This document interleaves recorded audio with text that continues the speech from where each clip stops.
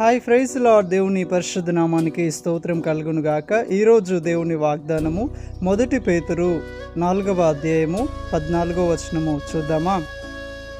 క్రీస్తు నామము నిమిత్తము మీరు నింద పాలైన ఎడల మహిమాస్వరూపి అయిన ఆత్మ అనగా దేవుని ఆత్మ మీ మీద నిలుచుచున్నాడు గనుక మీరు ధన్యులు.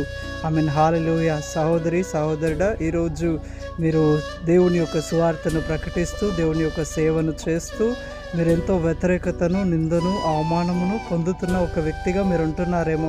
చూడండి, పౌలు, సీలలు, పేతురు, యోహాన్లు కూడా వారు సేవ చేస్తున్నప్పుడు, దేవుని యొక్క సువార్తను ప్రకటిస్తున్నప్పుడు అవమానమును పొందారు, నిందరు పాలయ్యారు, చెరసాల్లో వేయబడ్డారు. అయినా సరే చెరసాల్లో నుండి బయటికి వచ్చిన వెంటనే వారు దేవుని యొక్క వాక్యాన్ని ప్రసంగించడం ప్రారంభించారు, దేవుని యొక్క వాక్యం చెప్పడం ప్రారంభించారు. ఎక్కడ కూడా వారికి కలుగుతున్న వ్యతిరేకతల మధ్య వాళ్ళు నిరుత్సాహపడలేదు, వారు కృంగిపోలేదు. కారణం ఏంటంటే వారి మీద నిలిచి ఉన్న దేవుని ఆత్మ, ఆయన ఎంతో బలవంతుడు, శక్తిమంతుడు. ఎలాంటి ఒక పరిస్థితి నుండి అయినా వారు విడిపించగలరు.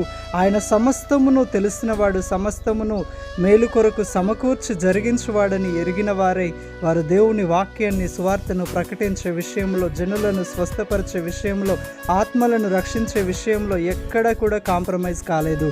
ఈరోజు క్రీస్తు నిమిత్తము సేవ చేస్తున్నప్పుడు, బయట సువార్త ప్రకటిస్తున్నప్పుడు నువ్వు కూడా నిందల పాలవుతున్నావేమో. ఈరోజు మనం చూసినట్లయితే సంఘం హింసకు గురి అవుతుంది. సువార్త ప్రకటించే ఒక స్వాతంత్ర్యం కూడా లేదు. అయినా సరే దేవుని ఆత్మ నీ మీద నిలిచి ఉన్నాడు. నీవు ధన్యుడవు. పేతురు మొదటి ప్రసంగంలోనే 3000 మంది రక్షించబడ్డారు, దేవుని అభిషేకమును పొందారు. ఇంకొక ప్రసంగంలో 5000 మంది ప్రజలు రక్షించబడ్డారు, దేవుని ఆత్మను పొందారు. ఈరోజు కూడా నువ్వు నిలబడుతూ ఉన్నప్పుడు దేవుని ఆత్మ నీ మీద నిలిచి ఉంది.